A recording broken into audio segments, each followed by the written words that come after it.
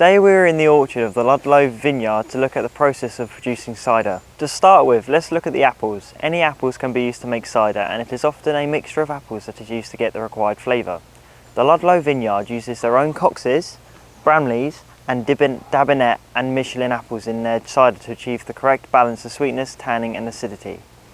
Each cider has its own distinctive taste. The cider from Ludlow benefits from a wonderful apple aroma and taste given by the Cox's apples, so I'm told. We are too early to see the production that turns the apples into cider, but this is the start of the process. Firstly, the apples need to be crushed or milled to make a pulp. This is where the pulp comes out, and these are the blades that do the work. This is the press that processes the pulp.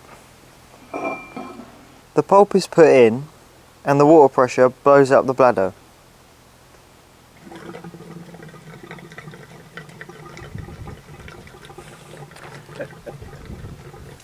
The juice runs down the outside and is collected in the bucket and is poured into this container to start the fermentation.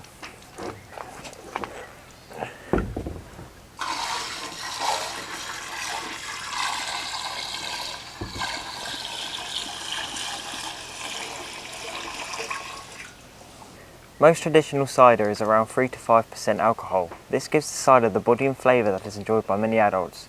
Lower alcohol ciders are often sweet and enjoyed more by students and young adults.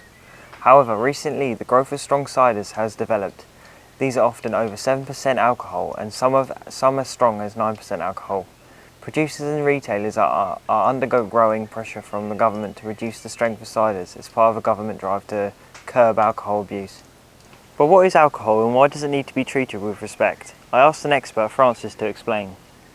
Yes, alcohol can be very dangerous. It's got 4 different groups of chemicals in it, which you can find on the website. So if you have a look, you'll find that there's alcohol in mouthwash, deodorant, body sprays, in all sorts of different things. So you really need to be careful because it will go into the brain, it makes you feel good, but it will break down the nervous system so that your brain won't function properly when you're older. It will go into the liver and cause dysfunction in your liver. Well, there you have it. If you're unwise enough to drink alcohol, please drink it in small amounts, treat it with respect and don't overdrink or get drunk. Back to the studio.